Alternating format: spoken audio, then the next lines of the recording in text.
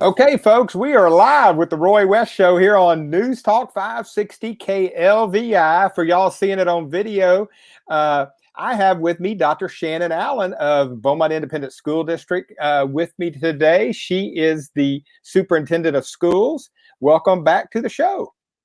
Thank you, Roy. Thank you so much for having me. Well, I really appreciate it. And I know this is a crazy time for you.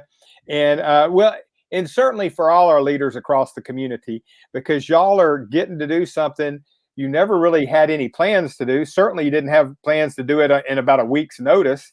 And then you get to bring along all your other administrators and all the teachers, and then 18 plus thousand students that are a part of the district. So first of all, I tip my hat to you. Congratulations, because it seems like things are going remarkably well given the circumstances that everybody has had to work through here. I think things are going very well. I am very proud of the team, Roy. I can just tell you, we have done a yeoman's job of totally flipping our educational model, and doing it in such a short period of time, where we have gone in and created a platform for online learning as well as paper packets. So distribution. And, our team has just uh, been phenomenal with making the necessary adjustments in such a short period of time. And when I tell you we have cranked out massive amounts of work, since this whole thing started, we started planning the Friday before we got out of spring break, just to give you an idea. Right. And we worked the entire spring break. The week we were supposed to come back, we didn't come back. And then the following week, we jumped right into starting our online platform. And of course, at the time, not knowing that we would be in the situation that we're in now, where we will complete the 1920 school year in our flexible education program. So, at the end of the day, we want to be with our kids. We want to see our kids. Right. That's why we do what we do. Right. And I'll say that's been one of the greatest challenges, has been not being able to have those connections on a daily basis with our kids.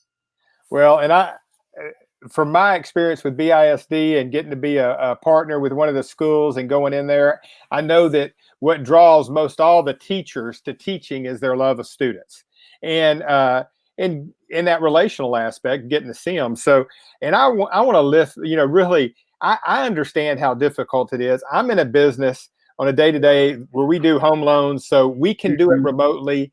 So yeah, it's a lot different.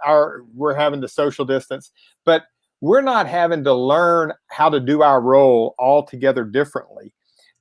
Everybody has their job. It's the same whether you're working from home for us or whether you're working at the office. You may not have walk-in business, but with y'all, your teachers are used to being in front of a classroom, and now all of a sudden they're having to find other ways to reach out to these students and to engage them, because at the end of the day, I know those teachers, they're there to educate the students and figuring out the best way that they can do that given the challenges that get presented, and then keeping a great attitude, which is another thing that I've gotten to witness through talking to several people at BISD. Just the can-do attitude that, yeah, this is a challenge, but we can do this, and we're going to be able to take care of our kids while we do it.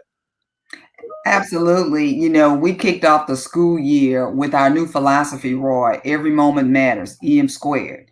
Right. Little did we know that it would transition into what we're actually doing today, but every moment does matter. So, our teachers, they're reaching out to our kids, they're calling our kids, they're emailing kids, they're doing everything they can do to continue that connection, to continue to encourage them.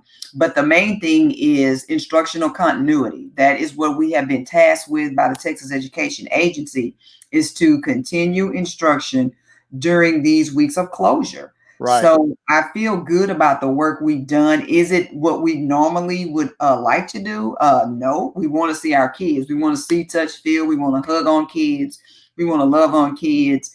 Our graduates 2020, the class of 2020, wow. Right. I mean, you think about the graduates across the nation, and what they're experiencing this year. And we're still, trying to determine when we get back to normal, when Right. can we do what we need to do to host, graduation ceremonies for our kids?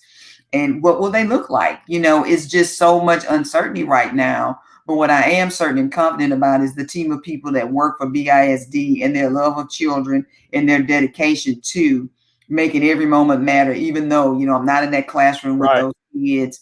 I'm doing it remotely, just still checking in and making connections with kids as much as we possibly can in light of our current situation and circumstances. Well, today is April 21st for those that are listening to it recorded on the 26th for the radio show. I want to give people a frame of reference because we are still in that time that you're talking about right there, that there's still a lot of uncertainties. And, for in terms of, from what I understand, the governor said we're not going to be reporting back to classrooms. So there's that. But in terms of how things get wrapped up in the year, I guess, with activities and which are important. They're bookmarks in people's lives, but we've certainly had some with the pandemic. It's certainly changed some of those. So I know y'all are probably working through, but part of that's going to depend on information that you continue to get from the authorities, from the president to the governor to the county judge. Absolutely.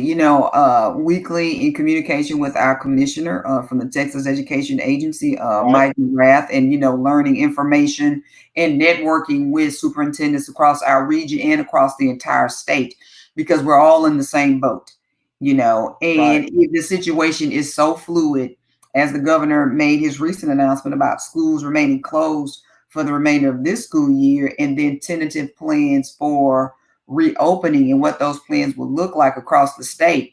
But you're right when you say our county judge is going to have a huge role to play in what does that actually look like and how does that translate in our area, whether or not, we can start, planning graduation ceremonies or gatherings and things like that. And we still really don't know. We're staying abreast of our current situation in Jefferson County, the number of cases of COVID-19 that are still emerging in our county. Right. Those numbers are still there.